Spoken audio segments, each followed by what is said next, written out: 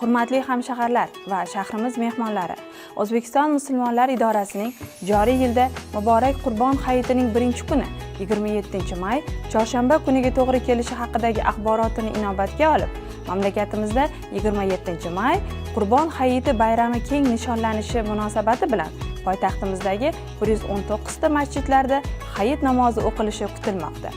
Hayit namozini yuqori saviyada va tartibli o'tkazish, yo'l harakati xavfsizligini ta'minlash, fuqarolarga zarur shart-sharoit yaratish maqsadida joriy yilning 26-may kuni soat 24:00 dan 27-may 08:00 ga qadar poytaxtimizning quyidagi ko'chalarida avtotransport vositalarining harakati vaqtinchalik cheklanadi. Jumladan, Mirzo Ulug'bek tumani, To'rabuva masjidi oldidagi Buyuk Ipak yo'li ko'chasi, Sho'rtepa ko'chasidan Buyuk Ipak yo'li Sultoniya ko'chasigacha, Bektemir tumani Xo'ton masjidi oldidagi Bektemir Shoh ko'chasi, Husayn Bayqaro ko'chasidan Bektemir yo'li ko'chasigacha,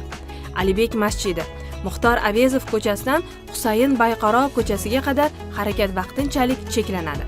Olmazor tumani Islomobod masjidi oldidagi Kichik halqa aylanma yo'li ko'chasi, Kichik halqa aylanma yo'li Sag'bon ko'chalari chorrahasidan Nurafshon Sag'bon ko'chalari chorrahasigacha, Hazrati Imom masjidi oldidagi Qorasaroy ko'chasi, Qorasaroy Nurafshon ko'chalari chorrahasidan Qorasaroy Abdulla Qodiriy ko'chalari chorrahasigacha, Do'stjonboy masjidi oldidagi Sag'bon 12-tor ko'chalari kesishmasidan Keles yo'li Norastepa ko'chalari chorrahasigacha, Shayxontohur tumani Shayx Zayniddin masjidi oldidagi Ko'kcha darvoza Nurafshon ko'chalari chorrahasidan Ko'kcha darvoza Beshqayrag'och ko'chalari chorrahasigacha, Xo'ja Alambardor masjidi oldidagi Bunyodkor Kamolon ko'chalari chorrahasidan Kamolon Ustazoda 2-tor ko'chalari chorrahasigacha, Ko'xota masjidi oldidagi Sebzor ko'chasi Nurafshon Sebzor ko'chalari chorrahasidan Nurafshon Labzak ko'chalari chorrahasigacha, Chinonzor tumani Ubay ibn Kaf masjidi oldidagi Al-Xorazmiy ko'chasi, Al-Xorazmiy Xirmontepa ko'chalari chorrahasidan Al-Xorazmiy Katta Qani chorrahasigacha, Shayx Muhammad Sodiq Muhammad Yusuf masjidi oldidagi So'galli ota ko'chasi, Al-Xorazmiy So'galli ota ko'chalari kesishmasidan Xonobod 2-Berk ko'chasidan So'galli ota ko'chasigacha, Novza masjidi oldidagi Bunyodkor Muqimiy ko'chalari kesishgan ko'prik ostidan Oliy Majlis binosi qarshisigacha bo'lgan qismda harakat vaqtinchalik cheklanadi. Uchtepa tumani Abdulloh ibn Mas'ud masjidi oldidagi Lutfiy ko'chasi, Lutfiy Xirmontepa ko'chalari chorrahasidan Lutfiy Katta Qani ko'chalari chorrahasigacha,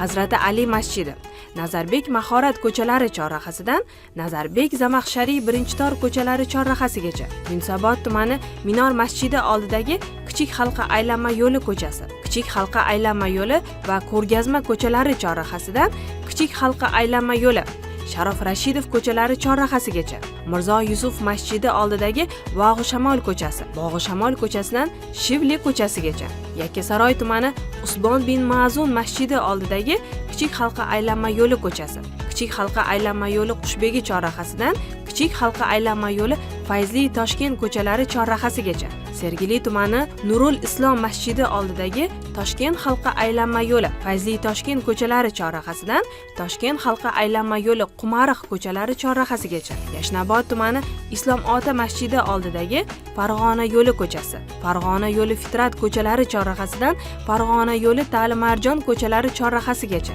Mirobod tumani Qo'yliq ota masjidi oldidagi Toshkent halqa aylanma yo'li ko'chasi, Qo'yliq bozori ko'prik ostidan Toshkent halqa aylanma yo'li va Munis ko'chalari chorrahasigacha harakat vaqtinchalik cheklanadi. Shu o'rinda eslatib o'tamizki, 27-may kuni muborak Qurbon hayiti ayyomi munosabati bilan jamoat transportlari o'z ish faoliyatlarini tonggi soat 04:00 dan boshlaydi.